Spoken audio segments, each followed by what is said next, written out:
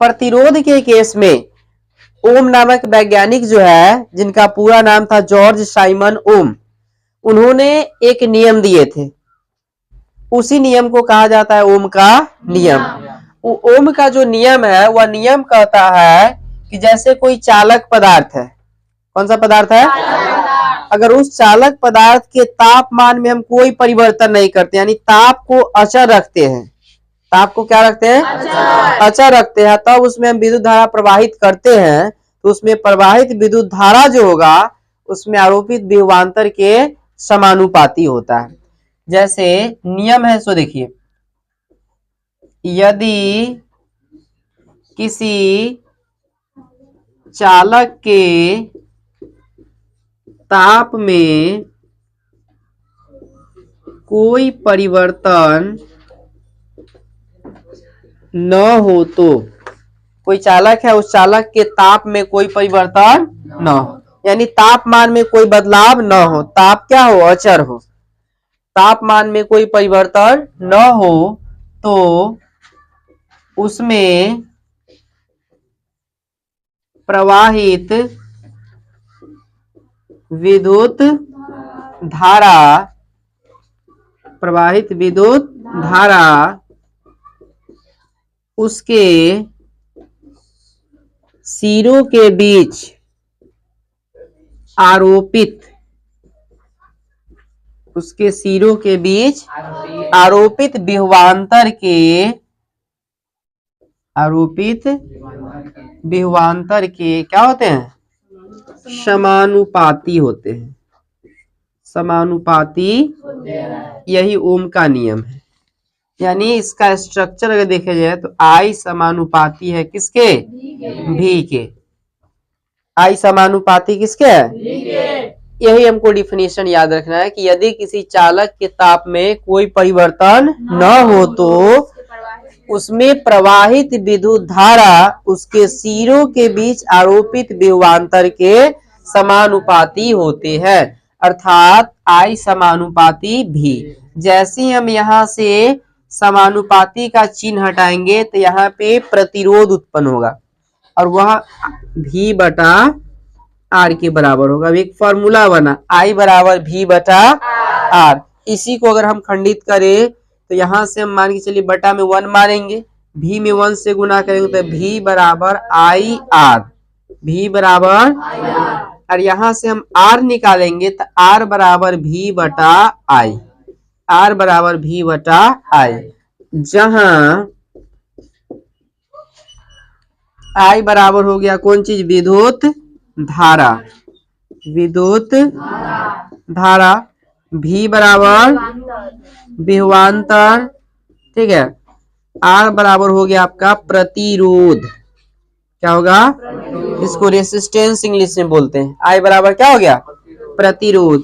इसमें एक चीज याद रखना है, ताप क्या होगा, अचर होगा, ताप से इसको कोई मतलब, ताप से ही स्वतंत्र है। ऑब्जेक्टिव में पूछा जाता है कि ओम के नियम में ताप क्या होता है, अचर होता है, क्या होता है, यानी ओम के नियम में ताप से कोई मतलब नहीं है, मतलब सिर्फ किससे है, धारा से, यानी आई से, भी से, आर से, इस सब से मतलब है। इसमें टेम्परेचर जो है क्या है, फ्री है, तापमान क्या है, स्वतंत्र है।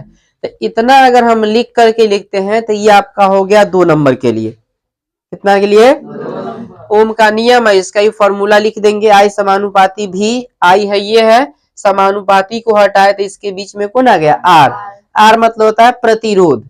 अब थोड़ा सुन लीजिए प्रतिरोध क्या होता है ऐसे। अब जैसे मान के चलिए कोई परिपथ है, तो उस परिपथ से हम धारा प्रवाहित कर रहे हैं, तो क्या जितना हम प्रवाहित कर रहे हैं उतना ही करंट आएगा, लास्ट स्टॉपेज तक मिल पाएगा, बीच में धारा का मान कमेगा, रुकेगा, तो रोकने का काम कौन करता है, प्रतिरोध। क्या करता है, ये धारा के प्रवाह को रोकता है, जो धारा के प्रवाह का विरोध करे उसे क्या कहते हैं, प्रतिरोध कहते हैं, क्या कहते हैं, तो ये हो गया हमारा ओम का नियम, ठीक है, ये उसका हो गया जनरल फॉर्मूला, ठीक है। अब सत्यापन की बात करेगा तो सत्यापन के लिए हम क्या करेंगे, एक परिपथ बनाएंगे, क्या बनाएंगे, परिपथ।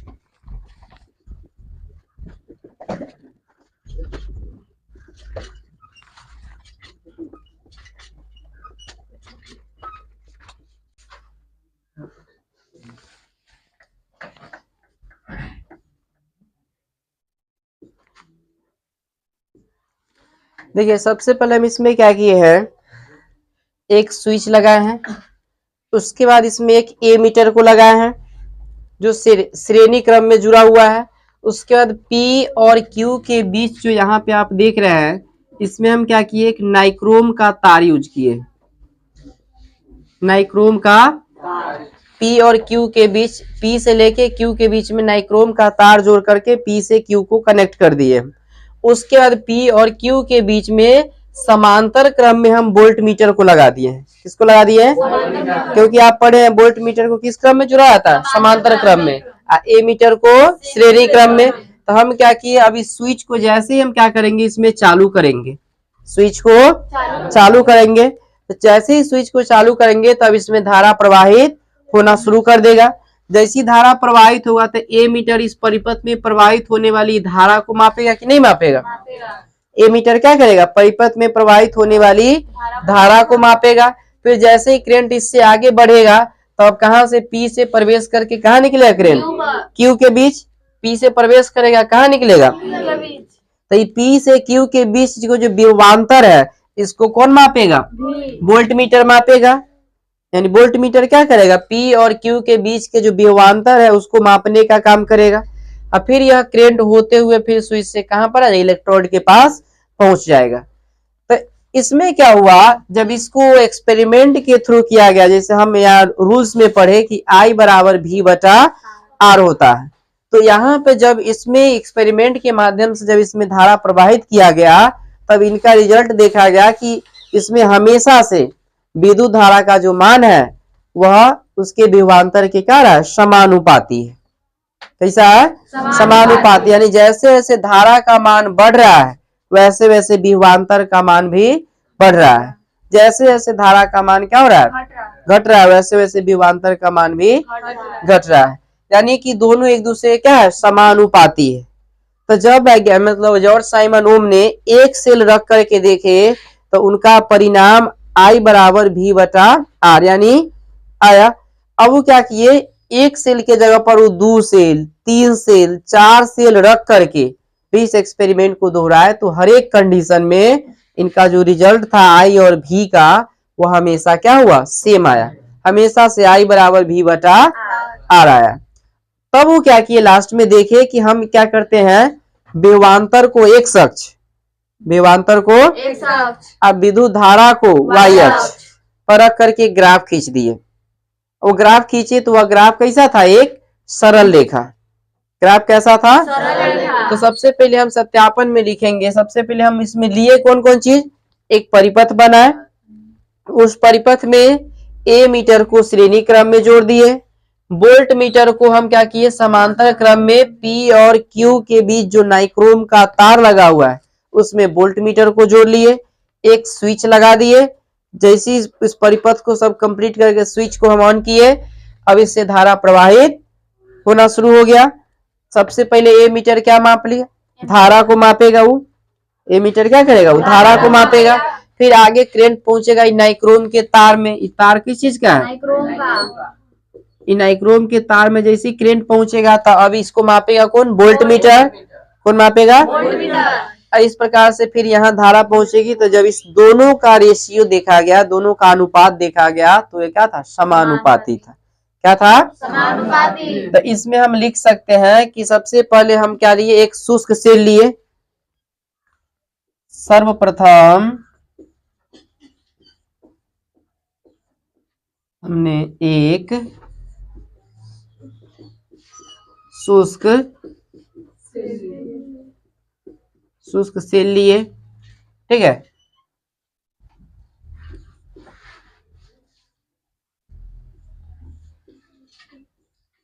ए मीटर को श्रेणी क्रम में तथा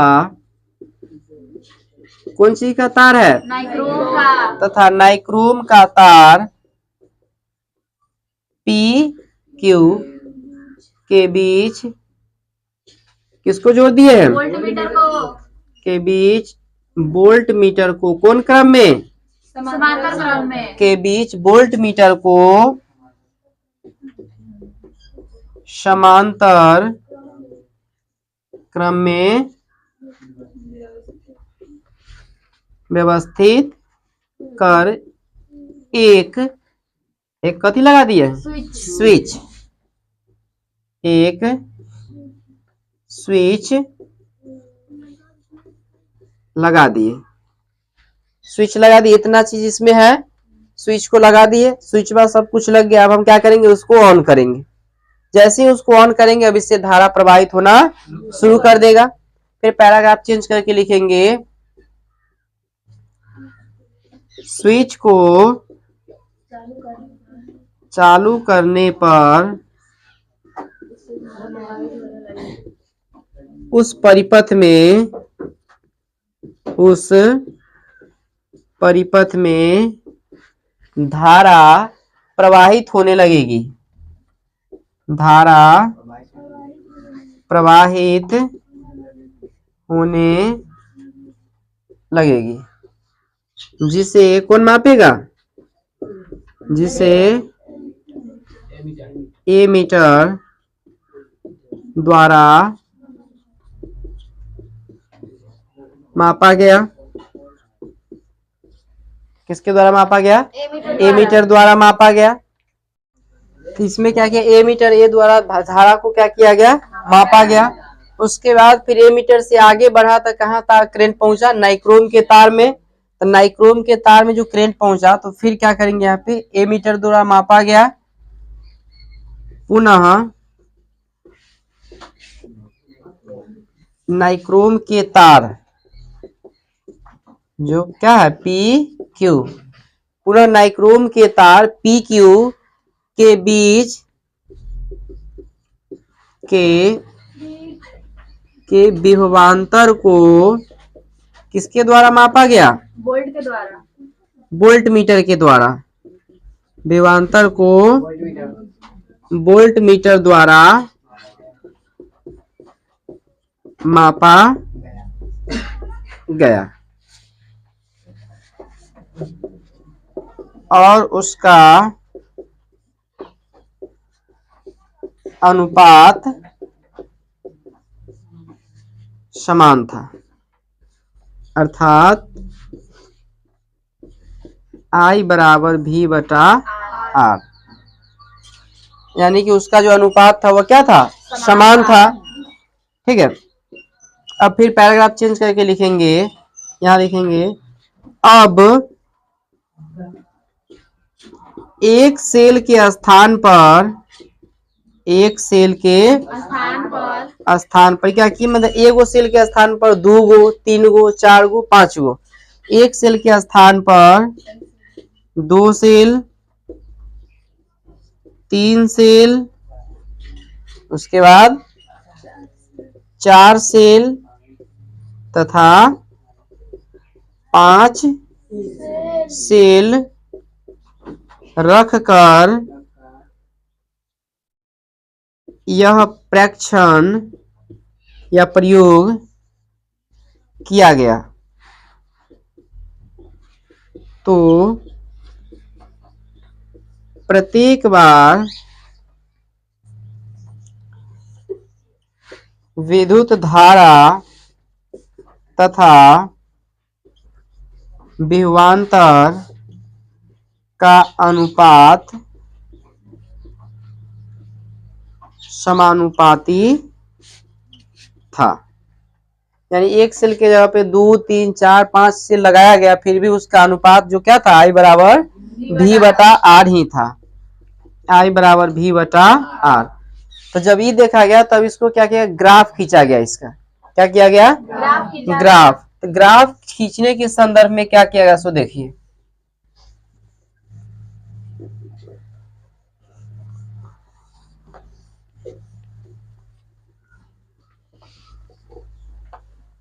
विभवांतर को क्या किया गया, एक्स अक्ष पर, अब विद्युत धारा को वाई अक्ष पर।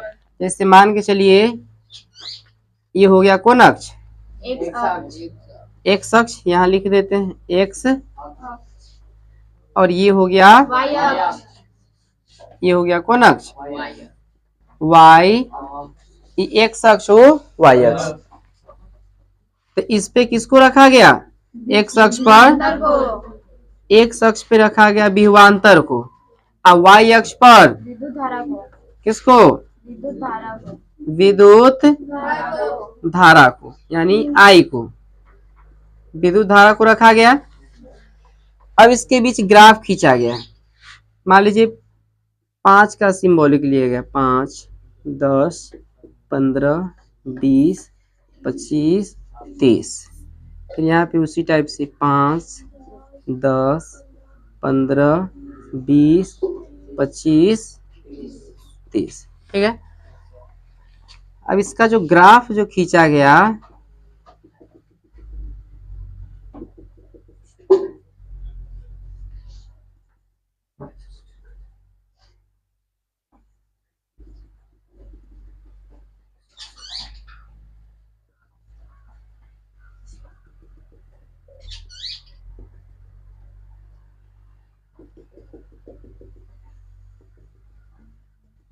यानी इसका जो ग्राफ जो खींचा गया ना, वो एक प्रकार का क्या था, सरल रेखा।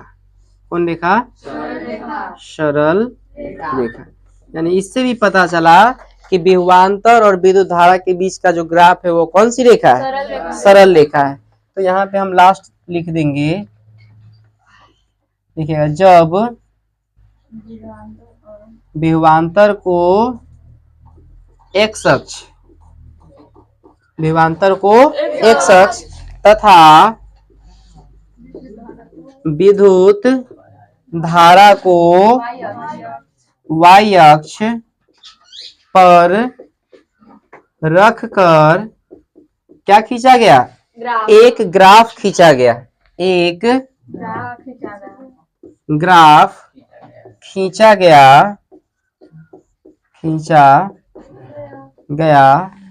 तो वह क्या था, तो वह सरल रेखा था, सरल रेखा था। अतः विद्युत धारा विभवांतर के क्या होते हैं, समानुपाती होते हैं। विद्युत धारा विभवांतर के समानुपाती होते हैं। अतः सत्यापित हुआ।